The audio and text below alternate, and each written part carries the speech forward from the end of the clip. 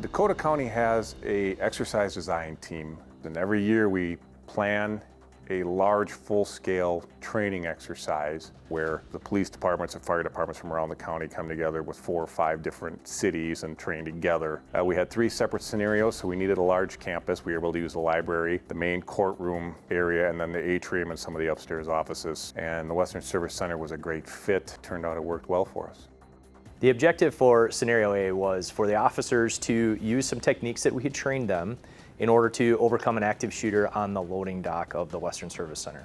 The scenario started with dispatch simulating a radio call to the Apple Valley officers that there was a person with a gun in the courtroom area of the Western Service Center. That 911 call prompted the officers to respond to the north side of the building in the loading dock area.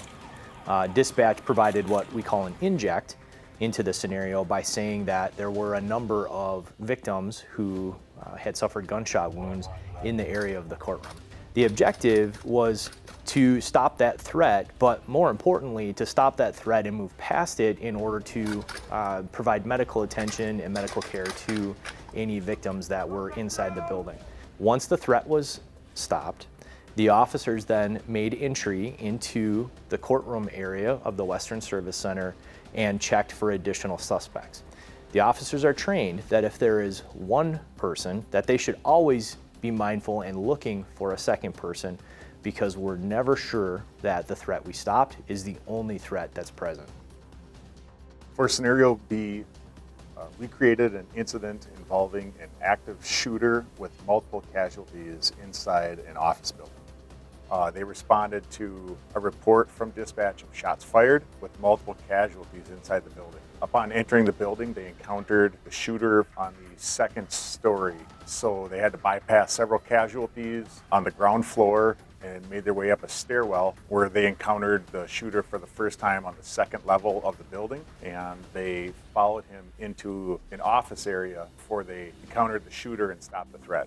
Once they had stopped the threat and set up a safe corridor, and once that was established, they linked up with fire and EMS personnel and began evacuating the casualties out of the building so that they could be treated and transported to other medical facilities for further treatment. This was a good exercise for first responders, police, fire, EMS, because it teaches us how to work together and save lives during a mass casualty incident.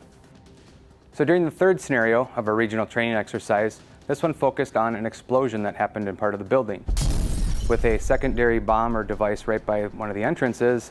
And notice, to realize this isn't going to work for the way we want to come in, we need to kind of move around or go find another means of egress into this building so we could get in to rescue those that are inside that may need help.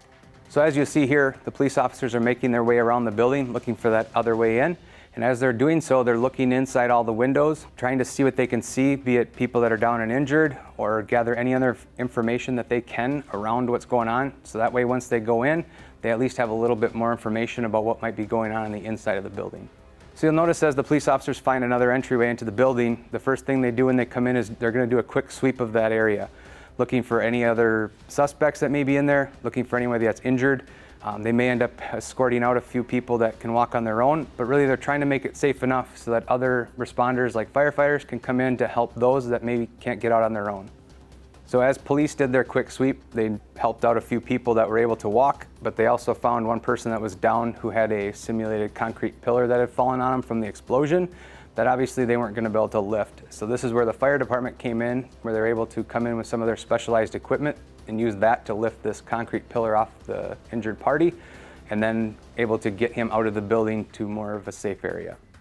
So as the victims came out of the building and got to a safe area, they were assessed by EMS, and if needed for further care, they were moved to an ambulance and could be transported to the hospital. This scenario was designed to involve police, fire, and ambulance all needing to kind of work together to accomplish the goals that we had set for this scenario, so they can use this training and experience for future events.